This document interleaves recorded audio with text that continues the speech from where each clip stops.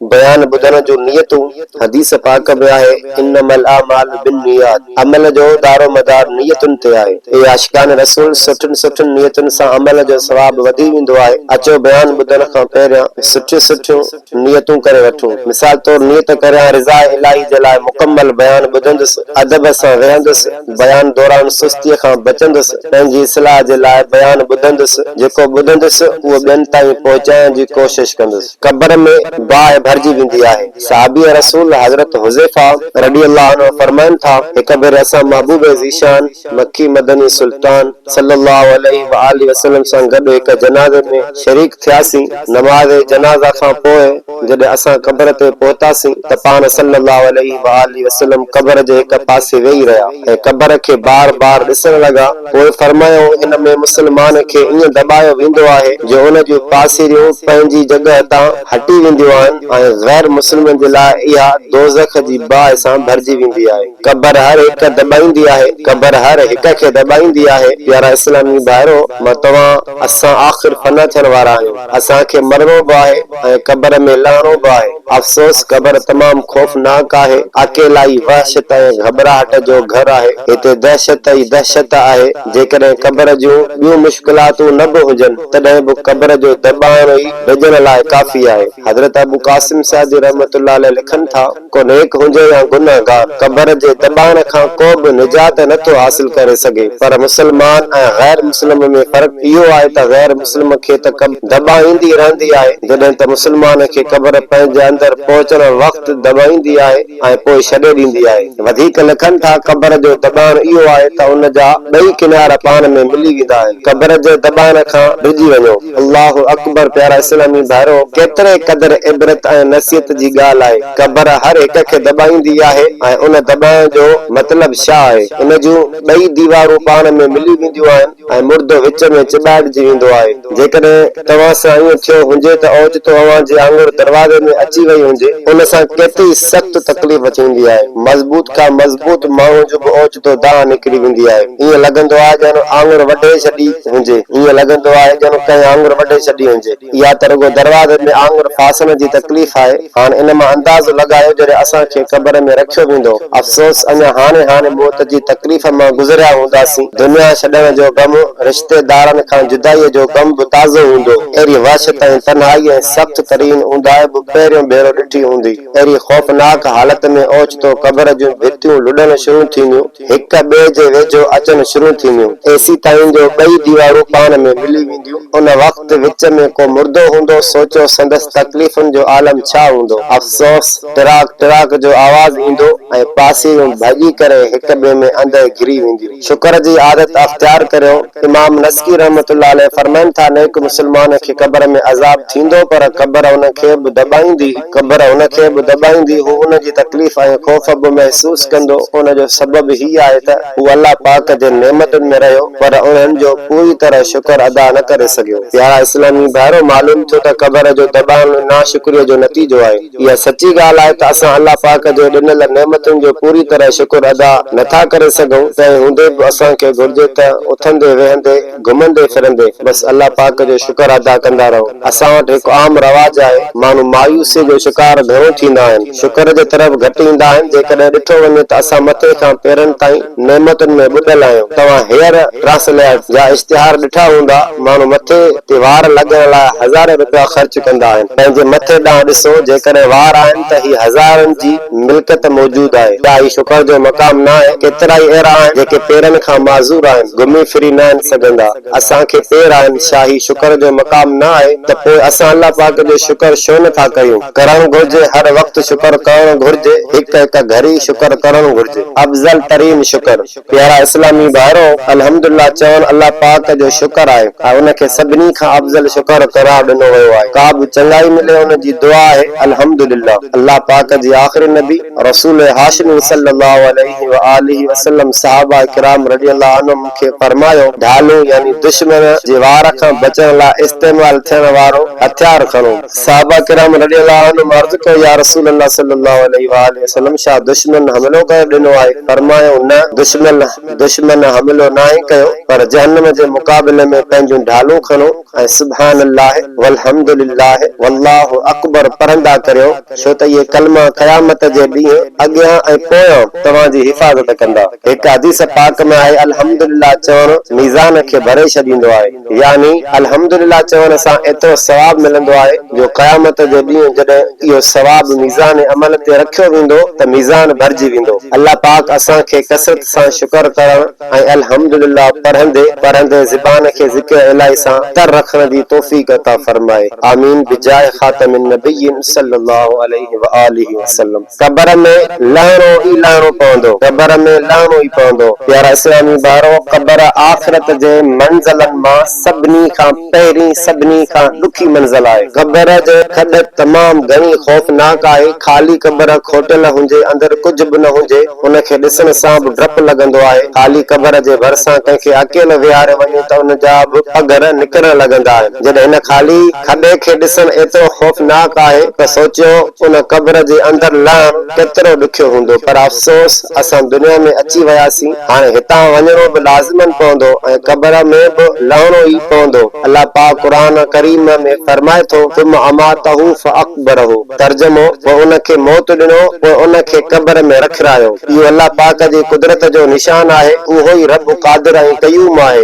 हिन असांखे पाणीअ जे हिक क़तरे मां पैदा कयो, सिहतमंद, तंदुरुस्त ऐं तवानाओ इंसान बनायो। हाणे असांजे बाहुनि में ताक़त बि आहे, अकुल बि आहे, शऊर बि आहे, औदा, मनसब ऐं लक़ब बि आहिनि। पर अनकरीब जल्द, तमामु जल्द हज़रत मलकुल मौत अलैहिस्सलाम तशरीफ़ खणी ईंदा, रूह जिस्म मां कढियो वेंदो ऐं असांजा चाहण वारा असांखे ऊंदाईअ कब्र में रखी मोटी ईंदा। मुर्दे खे 3 ॾींहं खां पोइ ॾिसो त प्यारा इस्लामी भाइरो, असांखे मरणो ई मरणो आहे, कब्र में लहणो ई लहणो आहे। पर अफ़सोस, कब्र जो मामिलो आसान न आहे। हज़रत उमर बिन अब्दुल अज़ीज़ रहमतुल्लाह अलैहि हिकु दफ़े पंहिंजे कंहिं साथीअ खे फरमायो, भाउ, मौत जी यादि मुंहिंजी निंड उॾाए छॾी आहे। मां सॼी राति जाॻंदो रहियुसि ऐं कब्र वारे जे बारे में सोचींदो रहियुसि। ए भाउ, जेकॾहिं तूं 3 ॾींहं खां पोइ मुर्दे खे उन जे कब्र में ॾिसी त दुनिया में घणे अरसे ताईं उन सां गॾु रहण जे बावजूदि तोखे उन खां वहशत थियण लॻंदी। जेकॾहिं तूं उन जो घर यानी उन जे कब्र जो अंदरूनी हिसो ॾिसी, जंहिंमें कीड़ा मकोड़ा घुमी रहिया आहिनि ऐं संदसि बदन खे खाई रहिया आहिनि, उन जे बदन मां गंद वही रहियो आहे, सख़्तु बदबू अची रही आहे, उन जो कफन पुराणो थी चुको आहे। हाय हाय, गौर त कर, उहो ई मुर्दो जॾहिं ज़िंदा हो त ख़ूबसूरत हो, खुशबू बि बहितरीन इस्तेमाल कंदो हो, बहितरीन लिबास पाईंदो हो। रावी चवे थो, एतिरो चवण खां पोइ हज़रत अब्दुल बिन अब्दुल अज़ीज़ रहमतुल्लाह अलैहि ते रक्त तारी थी वई, उन्हनि खां दाह निकिरी वई ऐं हू बेहोश थी विया। कब्रनि जो अंदरूनी हालतूं। प्यारा इस्लामी भाइरो, ही कब्रिस्तान जेके ज़ाहिरी तौर असांखे ख़ामोश नज़र अची रहिया आहिनि, ॾींहं राति हिते हिकु ख़ौफ़नाक सनाटो छायल रहंदो आहे। उहे अंदरां ईअं ख़ामोश न आहिनि, उन्हनि कब्रनि जे अंदरि पूरो जहान आबाद आहे। का कब्र अंदरां जन्नत जो बाग आहे, का जहन्नम जी खॾ, का जहन्नम जी खॾ आहे। कंहिं कब्र में जन्नती गुल लहराए रहिया आहिनि त कंहिं कब्र में बाहि भड़की रही आहे। को ख़ुशनसीब कब्र में जन्नती पींघनि में ॾुॿी रहियो आहे त को बाहि जे ज़ंजीरनि में जकड़ियल आहे। अफ़सोस, हिन ख़ामोश शहर जे अंदरि बि हिकु तौर बर्पा आहे। किथे ख़ुशियुनि जो माहौल आहे त किथे दाहूं कूकू मतल आहिनि। हा, असांजे कननि जो कसूर आहे जो असां उहो सभु कुझु नथा ॿुधी सघूं। हज़रत अबू उमामा बाली रज़ियल्लाहु अन्हु सहाबी रसूल आहिनि। पाण फरमाइनि था, हिकु दफ़े प्यारा आका मक्की मदनी मुस्तफ़ा सल्लल्लाहु अलैहि व आलिहि वसल्लम ॿिनि क़ब्रनि वटि तशरीफ़ फरमा थिया ऐं फरमायो, छा हिते फलाणो फलाणो दफ़न आहिनि? सहाबा किराम रज़ियल्लाहु अन्हुम अर्ज़ कयो, जी हां या रसूलल्लाह सल्लल्लाहु अलैहि व आलिहि वसल्लम। फरमायो, बेशक, हाणे फलाणे खे विहार वियो आहे ऐं खेसि मारे पियो वञे, उन ज़ात जो कसम जंहिंजे कब्ज़े में मुंहिंजी जान आहे। बेशक उनखे अहिड़ी ज़रब लॻाई वई आहे जो संदसि हिकु हिकु जोर अलॻि अलॻि थी वियो आहे। बेशक संदसि कब्र बाहि सां भरिजी वई आहे ऐं हिन हिकु ज़ोरदार रड़ कई आहे जंहिंखे जिन्ननि ऐं इंसाननि खां सवाइ हर मख़लूक ॿुधो आहे। कब्र कफन चोर जो इबरतनाक बयान। रिवायत आहे त हिकु भेरे हिकु शख़्स हज़रत हसन बसरी रहमतुल्लाह अलैहि जे ख़िदमत में हाज़िर थियो। ही शख़्स कफन चोराईंदो हो। हिन इमाम हसन बसरी रहमतुल्लाह अलैहि जे ख़िदमत में हाज़िर थी तौबा कई ऐं पोयां गुनाह छॾण जो पको इरादो कयो। इमाम हसन बसरी रहमतुल्लाह अलैहि खांसि पुछियो, कफन चोराइण दौरान तूं जेकॾहिं का इबरतनाक ॻाल्हि ॾिठी हुजे त ॿुधाए। जंहिं ते उन कफन चोर 3 क़ब्रुनि जे अंदरूनी हालतुनि जो बयान कयो। चयाईं, बाहि जूं ज़ंजीरूं। हिकु भेरो मूं हिक क़बर खोटरी त उन जे अंदर हिक दिल ॾारींदड़ मंज़र ॾिठो। छा थो ॾिसां त मुर्दे जो मुंहुं कारो आहे, हथनि ऐं पेरनि में बाहि जूं ज़ंजीरूं आहिनि ऐं संदसि वात मां रत ऐं बू जारी आहे। उन मां एतिरी त बदबू अची रही हुई जो दिमाग़ फाटी रहियो हो। अहिड़ो खौफ़नाक मंज़र ॾिसी मां ख़ौफ़ खां भॼण वारो ई हुयुसि त मुर्दे ॻाल्हायो, छो थो भॼी? वेझो अचो ऐं ॿुध त मूंखे कहिड़े गुनाह जी सज़ा मिली रही आहे। मां मुर्दे जी पुकार ॿुधी हैरान थी बीह रहियसि ऐं समूरी हिमत गॾु करे क़बर जे वेझो वयसि ऐं जॾहिं अंदरि निहारियो त अज़ाब जा फ़रिश्ता संदसि ॻिचीअ में बाहि जूं ज़ंजीरूं ॿधी वेठा हुआ। मूं मुर्दे खां पुछियो, तूं केरु आहीं? हिन जवाब ॾिनो, मां मुसलमान इब्न मुसलमान आहियां, पर अफ़सोस मां शराबी ऐं ज़ानी हुयुसि। इन्हीअ बदकिस्मतीअ जी हालत में मरी वयसि, हाणे अज़ाब में गिरफ़्तार आहियां। कारो मुर्दो पंहिंजो बयान जारी रखंदे हुन कफ़न चोर वधीक ॿुधायो, हिक ॿी क़बर हिक ॿिए मौके ते जॾहिं मूं कफ़न चोराइण जे इरादे सां क़बर खोटरी त हिक कारो मुर्दो ज़बान ॿाहिरि कढी उथी बीठो। संदसि चौधारी बाहि भड़की रही हुई। फ़रिश्ता उन जे ॻिचीअ में ज़ंजीरूं ॿधी बीठा हुआ। उन शख़्स मूंखे ॾिसंदे ई पुकारियो, भाउ मां सख़्तु उञारो आहियां, मूंखे थोरो पाणी त पीआर। फ़रिश्तनि मूंखे चयो, ख़बरदार हिन बेनमाज़ीअ खे पाणी न ॾिजां। पोइ मूं हिमत करे उन मुर्दे खां पुछियो, तूं केरु हुएं ऐं तुंहिंजो जुर्म कहिड़ो आहे? हिन जवाब ॾिनो, मां मुसलमान हुअसि, पर अफ़सोस मां अल्लाह पाक जूं केतिरियूं ई नाफ़रमानियूं कयूं आहिनि ऐं मूं जहिड़ा घणा गुनाहगार अज़ाब में गिरफ़्तार आहिनि। क़बर में बाग़ कफ़न चोर वधीक ॿुधायो त अहिड़ी तरह हिकु भेरो मूं हिक क़बर खोटरी त क़बर खे अंदरां तमामु घणो वसी ॾिठुमि ऐं ॾिठो त हिकु निहायत ख़ूबसूरत बाग़ आहे जंहिंमें नहरूं वही रहियूं आहिनि ऐं हिकु हसीन ऐं जमील नौजवान बाग़ में मज़ा माणे रहियो आहे। मूं उन नौजवान खां पुछियो, तोखे कहिड़े अमल जे सबबु ही इनाम मिलियो आहे? हिन वराणियो, मूं हिकु आलम खां ॿुधो हो त जेको शख़्स 10 मुहर्रम शरीफ़ जे ॾींहुं शरकातु नफ़ल पढ़ंदो, अल्लाह पाक उन जी मग़फ़िरत फरमाईंदो आहे। तंहिं करे मां हर साल 10 मुहर्रम शरीफ़ जे ॾींहुं शरकातु नफ़ल पढ़ंदो हुयुसि। ख़ौफ़नाक क़बरूं या इस्लामी दायरो अहिड़ो ई हिकु इबरतनाक वाक़ियो ख़लीफ़े अब्दुल मलिक बिन मरवान सां बि पेश आयो। थियो ईअं त हिकु ॿियो हिकु शख़्स ख़लीफ़े अब्दुल मलिक बिन मरवान वटि आयो। ही बि कफ़न चोर हो ऐं चाहे पियो त हाणे कफ़न चोरीअ खां तौबा करे हिन पंहिंजे अखियुनि सां ॾिठल क़बरुनि जा इबरतनाक हालात ॿुधायां। चईं, ए ख़लीफ़ा वक़्त, अॼु राति मां 5 क़बरुनि मां इबरत हासिल कई ऐं तौबा लाइ तयार थी वयुसि। पहिरीं क़बर जो हाल कफ़न चोराइण जे इरादे सां जॾहिं मूं पहिरीं क़बर खोटरी त मुर्दे जो मुंहुं क़िबले खां फिरियल हो। मां ख़ौफ़ज़दा थी जीअं ई मोटियुसि त हिकु ग़ैबी आवाज़ मूंखे छिड़काए छॾियो। को चई रहियो हो, हिन मुर्दे खां अज़ाब जो सबबु त पुछी वठ। मूं घबराइजी चयो, मूं में हिमत नाहे, तव्हां ई ॿुधायो। आवाज़ आयो, ही शख़्स शराबी ऐं ज़ानी हो। ॿी क़बर जो हाल कफ़न चोर वधीक चयो, ॿी क़बर खोटरी त हिकु ॾुखाईंदड़ मंज़र मुंहिंजे अखियुनि अॻियां हो। छा थो ॾिसां त मुर्दे जो मुंहुं खिंज़ीर जहिड़ो थी चुको आहे ऐं करनि ऐं ज़ंजीरनि में जकड़ियल आहे।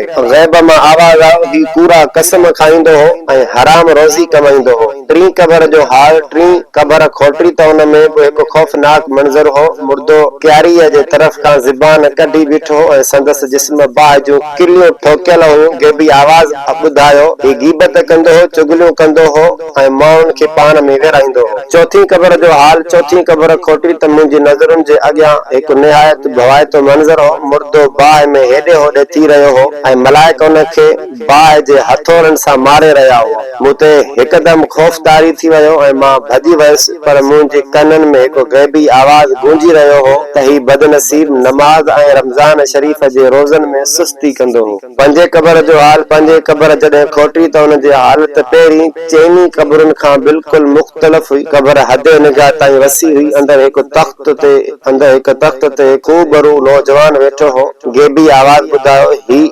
आवाज़ ॿुधायो, हिन जवानीअ में ई तौबा करे वरिती हुई ऐं नमाज़ ऐं रोज़े जो सख़्तु पाबंद हो। पंहिंजो पोखियल लुणो ई पवंदो। ए आशिकान रसूल, ही क़बरुनि जूं अंदरूनी हालतूं आहिनि। गौर करियो, हिन ख़ामोश नज़र अचण वारनि मिटीअ जे ढेरनि पंहिंजे अंदरि कहिड़ा राज़ लिकाए रखिया आहिनि, पर अफ़सोस असांखे उन जो फ़िक्र न आहे हूंदो। यादि रखो, असांखे फ़िक्र हुजे या न हुजे, असां तयारी कयूं या न कयूं, असां हिन दुनिया में अची वियासीं। हाणे असांखे मरणो ई पवंदो, क़बर में लहणो ई पवंदो ऐं पंहिंजी पोखियल पोख जो मज़ो चखणो ई पवंदो। असां चाहे लख जतन कयूं, हज़ार कोशिशूं कयूं, जेतिरो मर्ज़ी भॼूं, असां पंहिंजे अमलनि खां निजात नथा हासिल करे सघूं। असांखे पंहिंजी करण जे नतीजनि जो मुक़ाबिलो करणो ई पवंदो। अल्लाह पाक क़ुरान करीम में फरमाए थो, कुल्लु नफ्स बिमा कसबत रहीन। तर्जुमो, हर साह पंहिंजे कयल अमलनि में गिरवी रखियल आहे। मालूम थियो त हर शख़्स पंहिंजे अमल जे बदिले में गिरवी आहे। जेको बि हिन दुनिया में पैदा थियो आहे उनखे क़बर में लहणो आहे ऐं पंहिंजी करणीअ जो मेवो खाइणो आहे। क़बर पहिरीं मंज़िल आहे। मनक़ूल आहे, क़बर रोज़ानो 7 भेरा पुकारींदी आहे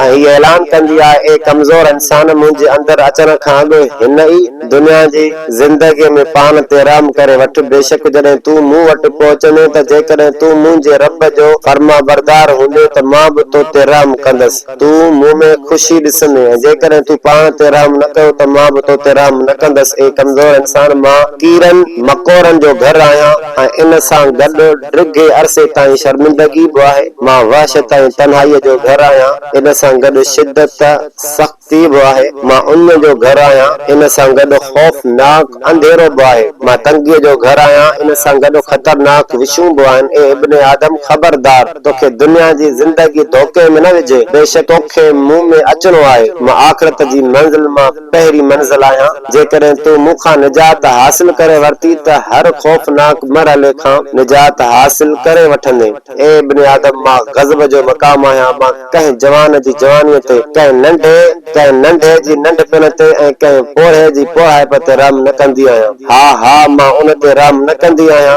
जेको पंहिंजे हाल ते रहम न कंदो आहे। प्यारे आका बरज़ख जा हालात ॾिठा। मुसलमाननि जे चौथे ख़लीफ़े हज़रत अली मुर्तज़ा शेर ख़ुदा रज़ियल्लाहु अन्हु जो बयान आहे त हुज़ूर नबी करीम सल्लल्लाहु अलैहि व आलिहि वसल्लम हिक ॾींहुं नमाज़ फजर पढ़ाई असां ॾांहुं मुतवजा थिया ऐं इरशाद फरमायो, राति मूं वटि 2 फ़रिश्ता हाज़िर थिया ऐं मूंखे आसमान दुनिया ॾांहुं वठी विया। मूं हिकु फ़रिश्तो ॾिठो जंहिंजे हथ में वॾो पत्थर हो ऐं उन जे साम्हूं हिकु माण्हू हो। फ़रिश्तो पत्थर सां उन शख़्स जे खोपड़ीअ ते धकु हणी रहियो हो, जंहिं सां संदसि नेजालो निकिरी हिक पासे वही थी वियो ऐं पत्थर ॿिए पासे लरही थी वियो। मूं पुछियो, ही केरु आहे? फ़रिश्तनि चयो, अॻिते तशरीफ़ वठी हलो। अॻियां बि हिकु फ़रिश्तो ॾिठमि जेको पंहिंजे साम्हूं पयल शख़्स जी कॾहिं साॼे ऐं कॾहिं खाॿे वाश खे लोह जी शीख सां चीरींदे कननि ताईं आणे रहियो हो। मूं पुछियो, ही केरु आहे? फ़रिश्तनि वराणियो, अॻिते तशरीफ़ खणी हलो। मां अॻिते वधियसि त रत जी हिक नहर ॾिठमि जेका देग वांगुरु उभिरी रही हुई। उन में बेलिबास माण्हू हुआ ऐं नहर जे किनारनि ते फ़रिश्ता पंहिंजे हथनि में मिटीअ जा पत्थर खणी मौजूद हुआ। जेको बि नहर मां ॿाहिरि निकिरण जी कोशिश करे रहियो हो, फ़रिश्ता उनखे उन पत्थर सां मारे रहिया हुआ, जंहिं सबबु हू ॿीहर नहर में किरी पए पियो। एसी ताईं जो उन जे तरे में पहुची पियो। मूं पुछियो, ही केरु आहे? फ़रिश्तनि जवाब ॾिनो, अॻिते हलो। मां अॻिते वधियसि त हिकु घर ॾिठमि जंहिंजो हेठो हिसो मथे हिसे खां वधीक सोरो हो। उन में बि बेलिबास माण्हू हुआ जिन जे हेठां बाहि बहकी रही हुई ऐं एतिरी बदबू अची रही हुई जो मूं उन खां बचण लाइ पंहिंजो नकु झले वरितो ऐं पुछियो, ही केरु आहे? फ़रिश्तनि चयो, अॻिते तशरीफ़ वठी हलो। अॻिते वधियसि त हिकु कारी टकरीअ ते कुझु भागल माण्हू ॾिठमि ऐं उन्हनि जे पोएं हिसे में बाहि भरकाई पई वई जेका उन्हनि जी वात, नासुनि, अखियुनि ऐं कननि मां निकिरी रही हुई। मूं पुछियो, ही कहिड़ा शख़्स आहिनि? मूंखे चयो वियो, अॻिते हलो। मां अॻिते वधियसि त ज़मीन जे अंदरि बाहि सां भरियल हिकु क़ैदखानो ॾिठमि जंहिं ते हिकु फ़रिश्तो मुक़ररु हो। उन बाहि मां जेको बि ॿाहिरि निकिरी रहियो हो, फ़रिश्तो उन जे पोयां हलंदो थी वियो एसी ताईं जो हू उनखे वापसि उन बाहि जे अंदरि उछलाए पियो। आख़िर में उन्हनि सभिनी हौलनाक मंज़र बाबति ॿुधायो त इहो पहिरियों शख़्स जंहिंजो मथो पत्थर सां चिथियो पियो वियो त संदसि दिमाग़ हिक पासे ऐं पत्थर ॿिए पासे किरी पियो। ही उहो आहे जेको ईशा जी नमाज़ न पढ़ंदो हो ऐं ॿियूं नमाज़ूं वक़्तु गुज़ारे पढ़ंदो हो। उनखे जहन्नम में दाख़िल थियण ताईं ईअं ई मारियो वेंदो। उहो ॿियो शख़्स जंहिंजो वाशो लोहे शीखनि सां चीरियूं पई वयूं, उहो उन्हनि माण्हुनि जो अज़ाब आहे जेके मुस्लमाननि जे विच में फ़साद पकड़ींदा हुआ ऐं चुगलखोरी कंदा हुआ। उन्हनि खे बि ही अज़ाब मुसलसल थींदो रहंदो एसी ताईं जो जहन्नम में दाख़िल कया वेंदा। ऐं उहो टियों शख़्स जंहिंखे नहर मां निकिरण जी कोशिश ते पत्थर हयां पिया विया, उहो व्याज खोर आहे। उनखे बि जहन्नम में वञण ताईं इहो अज़ाब थींदो रहंदो। ऐं उहो चोथों मंज़र जिते तव्हां बेलिबास माण्हुनि खे ॾिठो, उहे बेलिबास माण्हू बदकार हुआ। जेका बदबू अची रही हुई सा उन्हनि जी शर्मगाहुनि जे हुई। उन्हनि खे बि जहन्नम में दाख़िल थियण ताईं उहो अज़ाब ॾिनो वेंदो। पंजे मंज़र में जेके पागल माण्हू तव्हां ॾिठा, उहे क़ौम लूत जहिड़ो गंदो कमु करण वारा ऐं कराइण वारा हुआ। उहे बि जहन्नम में उछलिया वञण ताईं हिन अज़ाब में गिरफ़्तार रहंदा। ऐं 6 मक़ाम ते उहो बाहि सां भरियल ज़मीन जे अंदर क़ैद खानो जहन्नम हो। अल्लाहु अकबर। प्यारा इस्लामी भाइरो, अंदाज़ो लॻाओ ही आलम बरज़ख जा हालात आहिनि। ही उन्हनि माण्हुनि जा हालात आहिनि जेके अॼु क़ब्र जे अंदर आहिनि। अफ़सोस ॿाहिर खां ख़ामोश नज़र ईंदड़ उन्हनि क़ब्रनि में ॾिसो कहिड़ा न ख़ौफ़नाक मंज़र लिकियल आहिनि। आका करीम सल्लल्लाहु अलैहि वसल्लम ज़ारो क़तार रोइण लॻा। प्यारा इस्लामी भाइरो, अञा असां ज़िंदा आहियूं। अॼु असां वटि वक़्तु आहे। असां तौबा करे पोयां गुनाह माफ़ कराए सघूं था। नेक कम करे क़ब्र खे रोशन करण जो इंतज़ार करे सघूं था। जेकॾहिं हीअ साह जी तंद टुटी पई, रूह जिस्म मां कढियो वियो त पोइ सवाइ पछताइण जे कुझु बि हथ न ईंदो। इब्न माजा शरीफ़ जी रिवायत आहे। हज़रत बरा बिन आज़िब रज़ियल्लाहु अन्हु फरमाइनि था, हिकु ॾींहुं असां अल्लाह पाक जे रसूल मक़बूल सल्लल्लाहु अलैहि व आलिहि वसल्लम सां गॾु हिकु जनाज़े में शरीक थियासीं। तदफीन जे वक़्तु पाण सल्लल्लाहु अलैहि व आलिहि वसल्लम क़ब्र जे किनारे ते तशरीफ़ फरमा थिया ऐं ज़ारो क़तार रोइण लॻा।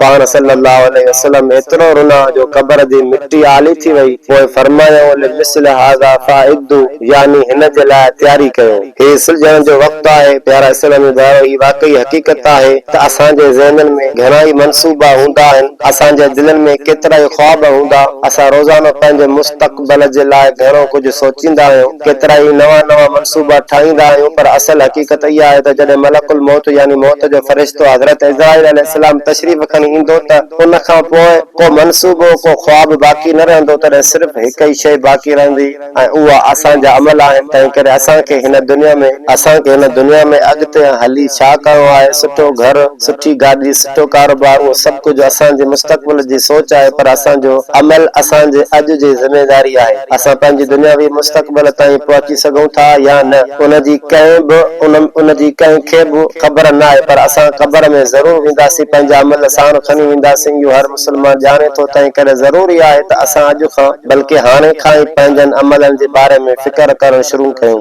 हिकु भेरो हज़रत उस्मान बिन अबू आस रज़ियल्लाहु अन्हु कंहिं जनाज़े सां गॾु क़ब्रिस्तान तशरीफ़ वठी विया। उन्हनि सां गॾु हिकु नौजवान बि हो। उन नौजवान ते कुझु ग़फ़लत तारी हुई, तंहिं करे जेका क़ब्र मय्यत लाइ तयार कई वई हुई। हज़रत उस्मान बिन अबू आस रज़ियल्लाहु अन्हु क़ब्र ॾांहुं इशारो कयो। उन नौजवान खे फरमायो, पंहिंजे घर में झाती पाए ॾिस। नौजवान क़ब्र में झाती पाए ॾिठो। पाण रज़ियल्लाहु अन्हु पुछियो, छा ॾिसी रहियो आहीं? चई, हिकु तंग ऐं ऊंदाहो घर आहे जंहिंमें खाधो आहे, जंहिंमें न खाधो आहे न पाणी आहे। नई आयल अयाल जॾहिं त मुंहिंजी हिन दुनियावी घर में खाधो बि आहे, पाणी बि आहे, आयल अयाल बि आहे। हज़रत उस्मान रज़ियल्लाहु अन्हु फरमायो, तूं सच चईं थो, तूं सच चई रहियो आहीं। ख़ुदा जो कसम, जेकॾहिं अॼु तूं वापसि मोटी पंहिंजे दुनियावी घर ॾांहुं हलियो बि वञी, तॾहिं बि तोखे हिकु ॾींहुं हिन ई तंग ऐं ऊंदाही घर में अचिणो आहे। तंहिं करे बहितरी इन में आहे त हाणे खां ई हिन घर जे लाइ तयारी शुरू करे छॾ।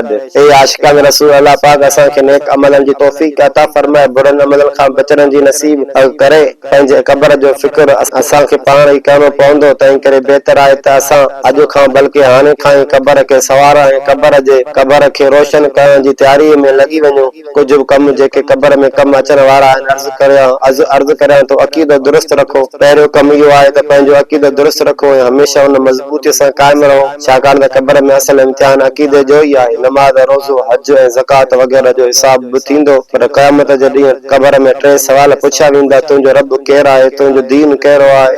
तूं हिन हस्ती यानी आख़िरी नबी मोहम्मद अरबी सल्लल्लाहु अलैहि वसल्लम बाबति छा चवंदो हुई? इहे 3 सवाल अक़ीदे जे बारे में आहिनि। तंहिं करे हमेशह पंहिंजो अक़ीदो मज़बूत रखो। अल्लाह पाक जे बारे में, अल्लाह पाक जे पंहिंजे बारे में, आख़िरी नबी सल्लल्लाहु अलैहि वसल्लम जे बारे में, अल्लाह पाक जे किताबनि, अल्लाह पाक जे रसूलनि मुतालिक़ ऐं फ़रिश्तनि मुतालिक़, साहबा इकराम, अहले बैत अतहार रज़ियल्लाहु अन्हुम मुतालिक़ हमेशह इहो ई अक़ीदो रखो जेको सदियुनि खां आशिकान रसूल, उलमा किराम जो अक़ीदो रहियो आहे। जेकॾहिं असां दुरुस्त इस्लामी अक़ाइद अख़्तियार कयूं ऐं उन्हनि ते हमेशह क़ाइम रहूं त इंशा अल्लाह करीम अज़ाब क़ब्र खां बची वेंदासीं।